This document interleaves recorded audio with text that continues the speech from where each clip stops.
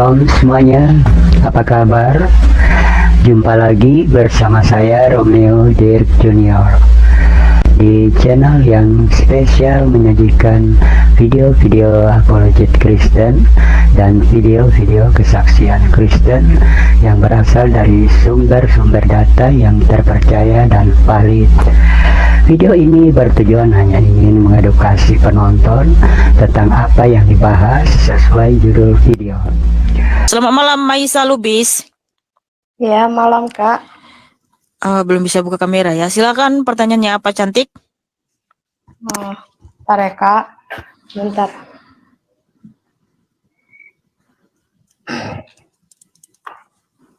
Mau nanya nih Kak. Ada dua pertanyaan sih Kak. Ya, pertanyaannya apa? Oke Kak. Oke, saya ucapkan selamat menonton. Semoga melalui video ini Anda mendapatkan sesuatu yang bermanfaat untuk menambah pengetahuan tentang banyak hal yang selama ini Anda belum ketahui. Terima kasih sudah mampir di channel saya. Kiranya Anda bahagia selalu bersama semua yang dicintai. God bless you. Bye. Ini Kak, awak kan lihat kan Kak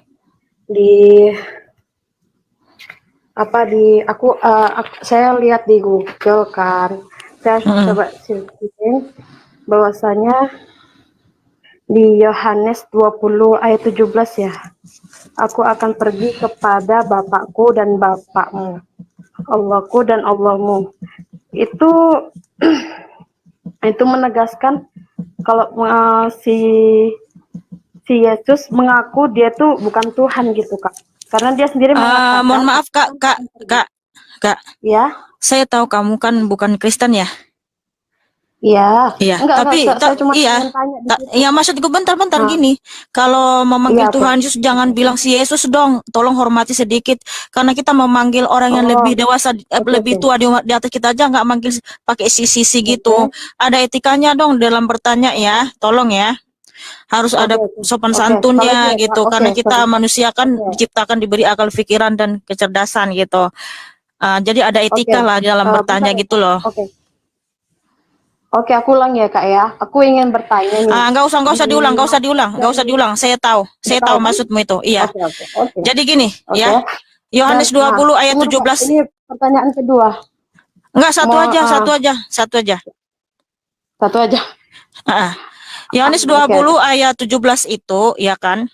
Kata Yesus kepadanya, janganlah engkau memegang aku, sebab aku belum pergi kepada Bapa, tetapi pergilah kepada saudara-saudaraku dan katakanlah kepada mereka bahwa sekarang aku akan pergi kepada Bapakku dan Bapamu, kepada Allahku dan Allahmu. Maria Magdalena pergi dan berkata kepada murid-murid, aku telah melihat Tuhan, dan juga bahwa dia yang mengatakan hal-hal itu kepadanya. Nah, jadi Tuhan Yesus yang mengatakan kepada Maria Magdalena bahwa dia Tuhan. Nah, maksud dari Tuhan Yesus, aku akan kembali kepada Bapa, karena memang dia akan kembali kepada hakikatnya yang semula, di mana dia adalah Bapa itu sendiri ya, Allah itu sendiri. Karena sebelumnya kan Tuhan Yesus datang nih berkenosis di Filipi 2 ayat 8-10, di situ firman Tuhan tertulis, yang walaupun dalam rupa Allah, dia tidak menganggap kesetaraan sebagai milik yang harus dipertahankan, melainkan dia telah mengosongkan diri dan telah datang ke dunia ya, menjadi manusia. Nah, ketika dia mengosongkan diri, dia akan datang menjadi manusia itu. Nah, setelah misinya selesai di bumi selama 33 tahun, dia mau kembali ke surga, dia mau kembali kepada hakikatnya yang adalah Allah itu, cantik. Sehingga ada firman Tuhan tertulis, ya, bentar ya, duduk di sebelah. Ini ayatnya komparasi dengan Yohanes 20.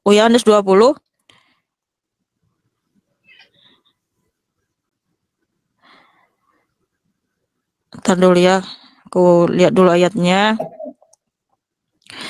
Nah, kalau kita baca di Markus 16 ayat 19, sesudah Tuhan Yesus berbicara demikian kepada mereka, terangkatlah ia ke surga lalu duduk di sebelah kanan Allah. Nah, di sini duduk di sebelah kanan Allah jangan dimaknai di situ bahwa Tuhan Yesus duduk bersebelahan dengan Allah. Karena kiri dan kanan Allah tidak bisa kita tentukan yang mana, sebab Allah itu kan roh, ya. Nah, roh itu kita tidak bisa menentukan mana kanan, mana kiri. Nah, itu maknanya Tuhan Yesus duduk artinya bertahta kembali ke dalam kerajaan surga, bertahta dalam keagungan, kehormatan, kemuliaan, menunjukkan otoritas keilahiannya yang hakiki. Jadi itu maksudnya dia mau kembali ke surga yang dimana dia menunjukkan otoritas keilahian yang hakiki. Seperti itu, cantik ya. Nah, saya rasa udah cukup dulu. Tapi Makasih. Tuhan Yesus Kristus memberkatimu. Kak, sebentar Kak. Kak, yang kedua boleh, pertanyaan kedua. Itu Apa jujur itu? saya, yang jawaban pertama, sana Bang. Kalau itu jujur yang pertama itu jawabannya kurang apa aja sih menurut saya ya. Ya, Mohon saya maaf lanjut ke kalau pertanyaan begitu, kedua aja ya Kak ya. gini aja. Terus, Kamu terus, nah, apa itu? karena ini gini, terus yang pertanyaan kedua itu kan ada istilah tradisi sunat atau khitan kan Kak. Kalau di Muslim itu ada dan mengikuti juga semuanya. Dan di orang Kakak kan ada juga kan Kak, karena saya melihat di situ pertama yang catat dalam Alkitab terjadi pada zaman Abraham. Kejadian 17 ayat 10 sampai 14. Inilah perjanjianku yang harus kamu pegang, perjanjian antara aku dan kamu serta keturunanmu, yaitu setiap laki-laki di antara kulit khatanmu, dan itulah akan menjadi tanda perjanjian antara aku dan kamu. Dan di situ di Al-Quran juga tertulis juga Kak, di surat Al-Baqarah. Kalau kami Muslim ya Kak, karena memang ini Di saya mana di mana tertulis dalam Al-Qur'anmu bahwa kalian disuruh sunat? Mana ayatnya? ada di surat Mana? Al-Baqarah ya. Bacakan Ada ayatnya. ya, surah Al-Baqarah ayat 123 sampai 125. Itu di kami Kak. Coba bacakan aja Saya ini ayatnya. Bacakan aja ayatnya, Mbak. Hah? Bacakan ayatnya. Ada Saya nggak di nggak situ begitu disertakan Kak. sunat? Gini Kak. Kak, saya kan nanya tuh. Kakak jawab dulu dong. Saya kan menanya bukan Lah, tentang agama saya, tapi saya kan menanya perihal. Ini kan kalau saya bilang ini kan persamaan dibilang. Kurang lebih seperti itu ya Kak. Kalau yang kami tahu, kami yakinin itu kalau di yang saya tahu juga di Alkitab itu ada juga istilahnya sunat ya buat laki-laki, dan di Muslim juga ada. Tapi sebagian besar orang orang apa non Muslim atau orang kakak itu nggak sunat gitu. Nah, bisa nggak dijelasin Kak di situ aja gitu? Karena kan kita kan kalau lebih, kalau yang saya tahu itu ada persamaan, bahwasanya ada tradisi sunat gitu kan. Dan yang saya tahu juga di Alkitab di situ ada juga kan Kejadian 17 ayat 10 sampai 14 ya di situ. Tapi kenapa orang kakak tuh jarang apa gimana? Bisa dibilang orang kakak tidak melakukan itu gitu. Kebanyakan nih ya yang saya tahu. tadi Sedangkan kan kami Muslim kami melakukan itu gitu. Sunat. udah ngomongnya belum? Masih lagi? Udah. Enggak Mbak, udah. tadi kan Mbak bertanya tentang sunat, lalu Mbak comparekan ke Heeh. kitab atau Al-Qur'an Anda mengenai sunat, Iya. di mana Anda bilang ya mengutip Heeh. Kejadian 17 lalu mengkompar ke kitab Anda di Al-Baqarah, kami juga disuruh sunat. Nah, di mana di situ diperintahkan kalian sunat? Kan saya bertanya, di Enggak, mana di situ diperintahkan kalian sunat? Kalau memang Kak, kamu gini dengan loh. Ya, begitu oke, saya dengar. yakin, ya, begitu Ya. yakin kamu tadi menyebutkan, oh kami Heeh. juga sama dengan kitab kami diperintahkan sunat di surat Al-Baqarah, kamu bilang gitu. Makanya Gini saya Kak, gini, tanya kembali, di mana di situ Kak. diperintahkan kalian sunat seperti yang Kakak tertulis jawab di dulu Kejadian pasal dong pertanyaan 17. saya gitu kan. Kan nggak fair gitu. Kalau kakak tanya, kakak belum jawab terus coba tanya, kan nggak fair. Nggak, maksud saya di sini Kak. Maksud saya di sini kan kalau tradisi kami seorang Muslim itu laki-laki wajib sunat, ya Ya kan, pada tunjukkan masanya. saja ayatnya di mana Kenapa? kalian diperintahkan sunat di dalam Jujur kitab aku Anda. enggak, jujur aku pun enggak palaku lihat di Al-Quran, cuman kami memang mempunyai Tadi tradisi kan kamu di Muslim membawa itu. dalilnya dengan begitu Bukan yakin, dalil disuruh kakakku, saya baca. bukan Nah, dalil. terus apa Itu dong? yang aku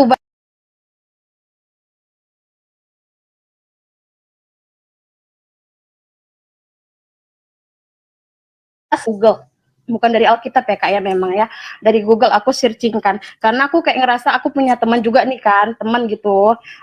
Aku tanya tentang juga dia juga kan, dia sunat enggak gitu, dia bilang enggak katanya gitu, sedangkan kami muslim sunat. Tapi setahu aku Kak, memang kurang lebih kan aku Mbak, kan juga jangan muter-muter ke sana ke sini.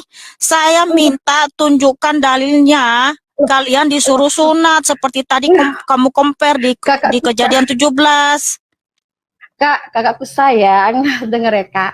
Ini saya bertanya tentang namanya tradisi sunat. Kami di Muslim ada Iya, kamu tradisi tadi bertanya, sunat. tapi kan kamu compare ke kitamu. Yang compare ke kitamu yang terlebih dahulu kan dirimu. Ya wajar dalam Iya, diskusi kita cuman bertanya kan balik. ya Kakak jawab dulu, nggak fair dong. Masa ada pertanyaan, masa Kakak nggak jawab dulu? Masa terus balik tanya, kan lucu. Kecuali kalau Kakak ada jawab, Kakak bisa tanya balik gitu. Di sini kan aku nanya gitu. Maksudnya kan nanya kira-kira menurut Kakak itu lah tradisi tadi. Kan kami kan ada nih Muslim. Dan Tadi setahu aku pun ini si Maisala karena ini Maisal, Maisa. iya. Kamu tadi bertanya tentang sunat dalam Alkitab. Nah, ketika kamu Iya. bertanya, kamu kutip kejadian 17, lalu kamu compare ke kitabmu. Kamu bilang, begitu juga di dalam kitab kami Al-Quran, di Al-Baqarah diperintahkan sunat juga. Makanya saya minta dalilnya. Kamu bacakan yang dalil yang kamu sebutkan tadi itu loh. Di mana di situ diperintahkan kalian sunat. Ada nggak secara eksplisit disuruh sunat di situ? Saya kan pengen Jujur tahu, Mbak. Kak, kami Muslim dari kecil kami diajarkan, tapi jujur aku untuk di surah aku kurang ngerti. Terus kenapa Itulah. tadi kamu bawakan dalilmu? Bawakan tadi Al-Baqarah. Oh, Al-Baqarah tadi. Nah, Bentar ya Kak. Soalnya aku ngacatin, aku nyatat. ya udah tapi aku gini saja. Ya gini saja. Gini aja Coba Kak, enggak gini, intinya aja lah ya Kak, intinya aja lah ya. enggak gini. Intinya aja. Di Kami dalam kan Alkitab ada istilah Maisa, tradisi Maisa. kan? Ya, enggak. Saya enggak tanya tentang tradisi. Saya bertanya tentang dalil dan data ya. Karena kita di sini kan membicarakan kitab suci ya. Nah, di dalam Alkitab sudah jelas di situ diperintahkan sunat. Dan sunat itu hanya diberikan kepada bangsa Israel keturunan Abraham ya, yaitu di Kejadian 17. Dan itu turun temurun kepada bangsa Israel ya kan. Nah, kenapa kami tidak sunat? Karena kami itu bukan keturunan Israel secara biologis, tapi kami itu Israel secara rohani. Sedangkan sunat lahiriah itu hanya kepada bangsa Israel secara biologis. Makanya kami tidak sunat secara lahiriah, kami sunat hati ya. Nah, begini Maisa, pertanyaan saya, di mana dalil data dalam Quranmu bahwa kalian disunat, diperintahkan sunat secara eksplisit, mana perintahnya? Ada? Atau gini aja ya, kamu turun dari sini silakan baca lagi Al-Qur'annya baik-baik. Nanti coba bawakan dalilnya, bacakan di mana kalian diperintahkan ada sunat di situ seperti yang kamu kutip tadi Kejadian 17 di situ jelas-jelas diperintahkan untuk sunat lahiriah ya. Oke, terima kasih. Sebenarnya intinya Tuhan memberkatimu. Ya. Bawa data, Bro. Ya, bawa data ya, Sis kalau ngomongnya.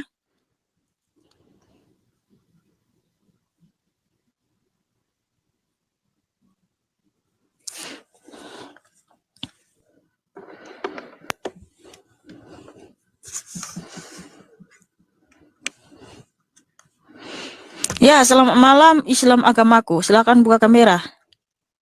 Iya Kak, aku kupotong ini kayak tadi kupotong yang kakak itu tadi sebenarnya kami sunat nggak sunat pun nggak apa-apa, cuman kami wajib dibersihkan. Mohon maaf Bang, tolong buka kamera dulu. Bisa? Ya. Nggak pandai aku Kak, nggak ngerti. Coba aku kirim lagi ya. Udah itu. Silahkan buka kameranya, saudaraku. Yang mana dia Kak?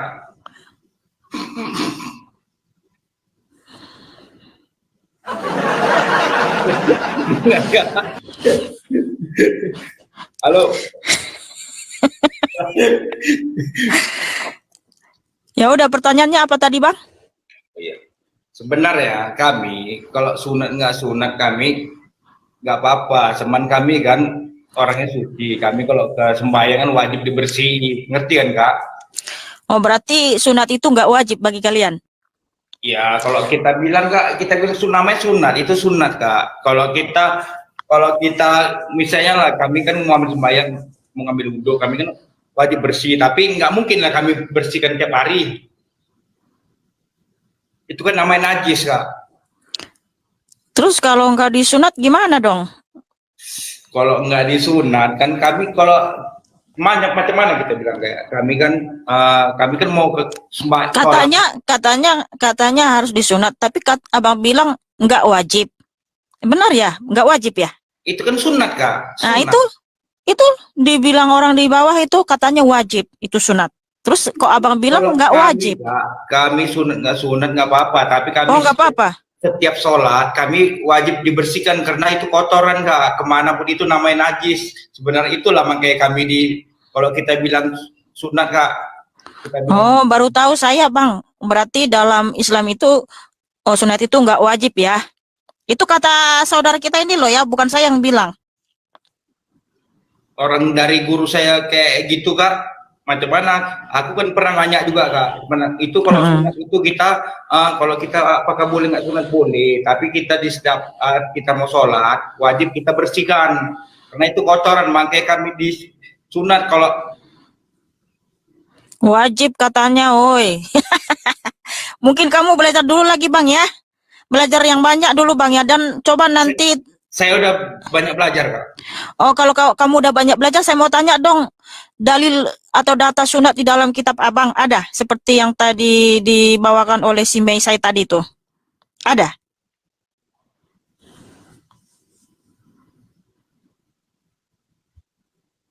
Nggak bisa jawab? Ya udah cari aja dulu ya, saudaraku ya. Terima kasih, God bless you.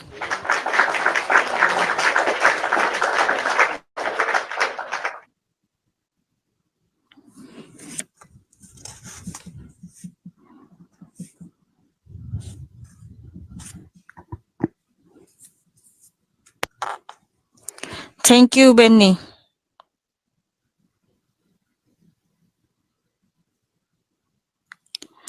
Oh alah, udah langsung sekali dua naik ke atas. Adi JR, selamat malam.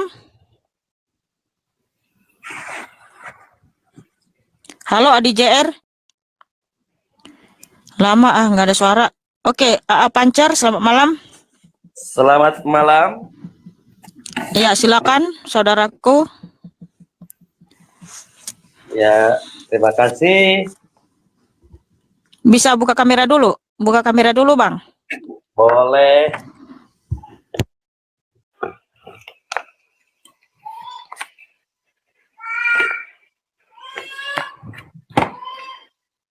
Selamat malam saudariku. Ya, selamat malam juga saudaraku Pancar. Silakan pertanyaannya apa?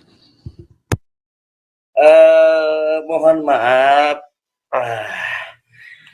Saya mau bertanya kepada Mbak siapa ini, Mekhana ya, tentang kejadian hari akhir itu kapan ya Mbak ya?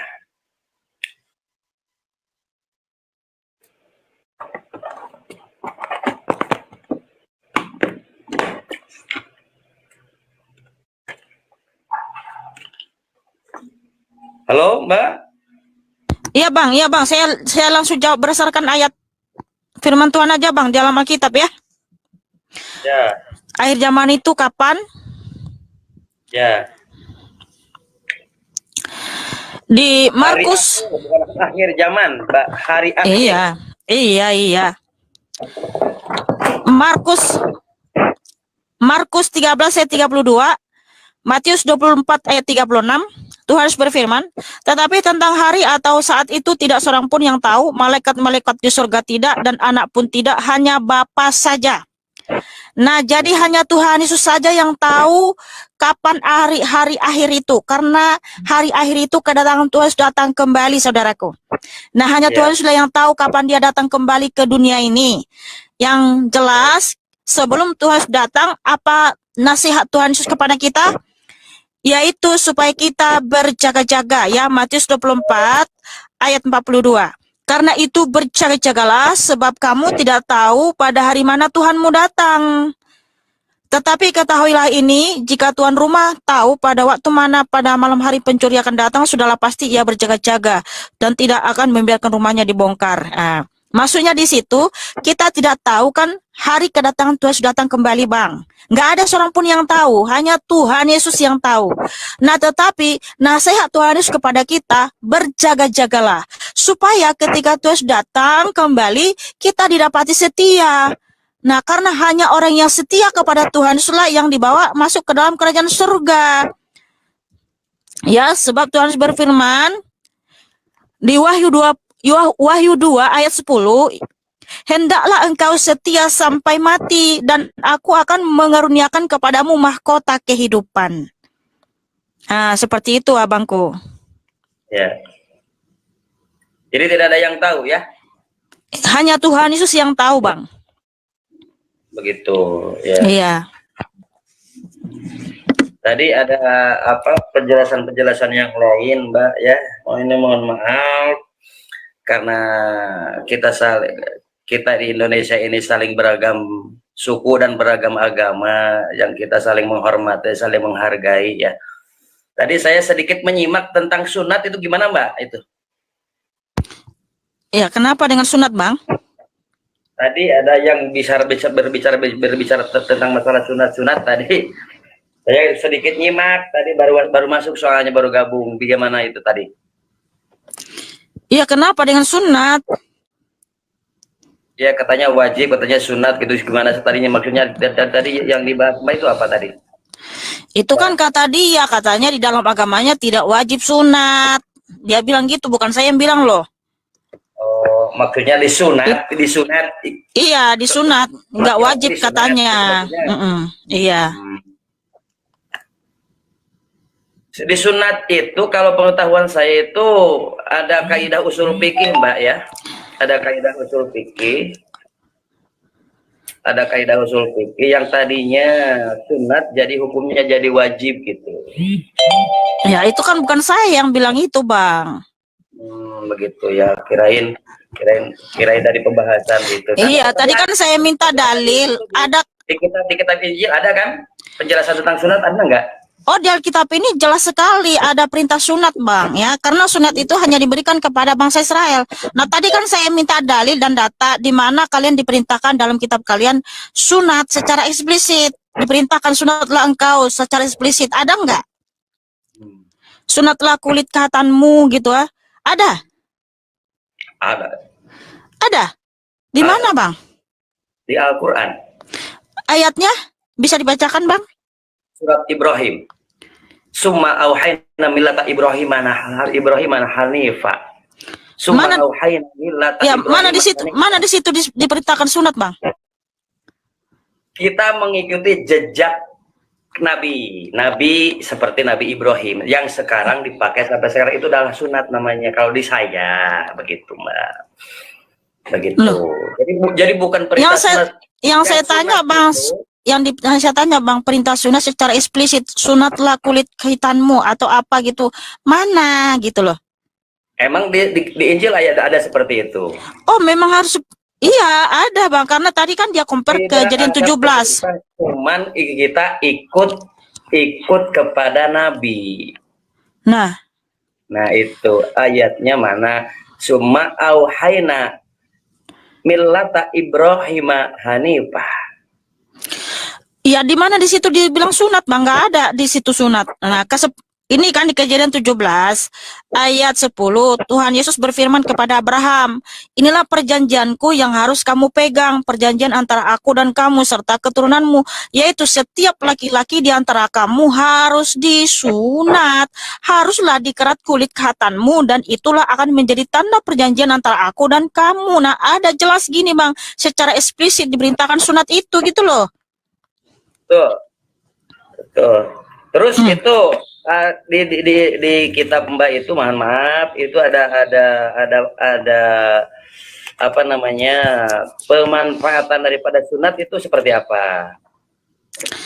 Ya, manfaatnya sunat itu kan waktu itu Abraham ya sudah diberi. Ini sebentar, Mbak. Ini mohon maaf, ini cuma hanya sekedar mencocokkan saja seperti itu. Mencocokkan, bertanya. Maksudnya karena kalau dicocokin nggak akan cocok, Bang, dengan kitab kalian, Bang. Ya iya ya jelas lah. Ah. Kalau Nanti yang aja, ada- nanti aja bang merokok bang, nanti aja bang merokok bang, nggak boleh merokok di TikTok, di banned bang. nggak apa-apa, sok nggak diliatin coba, nggak diliatin.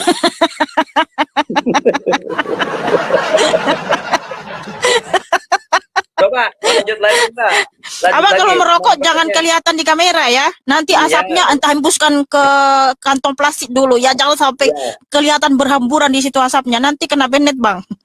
Santai, santai Mbak, santai. Jadi Lanjut. gini bang. Manfaatnya tadi. Iya manfaatnya kan untuk membedakan mana yang najis dan tahir ya. Ya. Nah, karena bangsa Israel itu adalah bangsa yang tahir, bangsa lain itu bangsa najis, itu berdasarkan Alkitab loh ya, bukan kata saya. Nah, Abraham diperintahkan oleh Tuhan Yesus supaya dia sunat karena dia mau memperanakkan Ishak. Karena sebelumnya itu dia sudah najis, ya. Kenapa najis? Karena dia meniduri budaknya, walaupun itu perintah dari Sarah. Sehingga untuk supaya kelahiran Ishak, dia harus tahir. Nah, makanya disuruh sunat. Setelah Abraham sunat, setahun kemudian langsung lahirlah Ishak. Makanya Ishak itu anak yang tahir. Nah, sebab Tahir itu apa Mbak? tahir itu bersih, bersih, tahir. Membedakan antara yang najis dengan yang tahir gitu ya. Makanya keturunan Abraham itu adalah Ishak, anak yang tunggal. Dan Ishak inilah yang memperanakkan Yakub, di mana Yakub ini yang menjadi Israel. Nah, jadi perjanjian sunat itu memang harus hanya diberikan kepada Israel, Bang. Itulah turun temurun. Nah, sunat dikerat kulit khatannya itu hanya bagi Israel. Nah, kalaupun ada yang non-Israel yang disunat, itu sudah pasti orang asing, di mana dia adalah budaknya orang Israel yang bekerja sama orang Israel. Ya. Nah, makanya ini saya bacanya ya. Kejadian 17 ayat 27, dan semua orang dari isi rumah Abraham, baik yang lahir di rumahnya maupun yang dibeli dengan uang dari orang asing, disunat bersama-sama dengan dia. Nah, jadi budak-budaknya orang Abraham itu disunat semua, ya. Jadi yang disunat itulah budak dan orang Israel, gitu, Bang. Ya, jelas ya. Manfaatnya untuk ya, itu tadi membedakan yang najis dan tahir. Bagi kita sekarang. Oke. Jadi sunat ini kenapa diberikan kepada Abraham? Itu membedakan mereka dari bangsa lain. Karena apa? Karena Mesias datangnya dari bangsa Israel. Jadi harus tahir mereka, Bang. Harus tahir untuk kedatangan Mesias ini. Jadi sunat itu, Bang, untuk menunggu kedatangan Mesias. Sebelum Mesias datang, Bang, mereka tetap harus sunat secara lahiriah. Tetapi setelah Mesias datang, Bang, nggak perlu lagi. Sang Juru Selamat.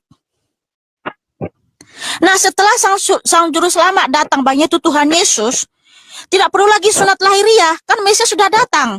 Ngapain lagi sunat lahiriah? Nah, sekarang yang kita lakukan itu sunat hati. Sebab Mesias sudah datang. Sunatlah hatimu, berikan sepenuhnya kepada Tuhan Yesus. Tinggalkan manusia lamamu, hiduplah kudus, hidup benar, hidup berbuat baik di hadapan Tuhan Yesus. Itulah sunat hati, Bang. Sebab ada perintah Tuhan Yesus, ya. Di Ulangan 10 ayat 16, sebab itu sunatlah hatimu dan janganlah lagi kamu tegar tengkuk. Nah, kita nggak boleh tegar tengkuk, nggak boleh mengeraskan hati, nggak boleh sombong, nggak boleh egois, nggak boleh lagi berbuat seenak-enaknya, berbuat bebas, berbuat dosa seenak-enaknya. Tapi sunatlah hatimu, berikanlah hidupmu kepada Tuhan Yesus. Hiduplah kudus dan sempurna. Sebab di dalam iman Kristen itu kita dituntut hidup kudus sempurna, bukan hanya sekedar baik, Bang. Oke, seperti itu ya. Saya rasa udah cukup dulu, abangku Pancer yang manis, yang baik telah bertanya di sini. Ya. Penjelasannya, terima kasih. Ya, terima kasih. Semoga sehat selalu. Sama-sama, saya selalu juga buat dirimu, saudaraku. Tuhan Yesus Kristus memberkati dan mengasihimu. Ya, tepuk tangan buat Pancer yang cakap dan manis.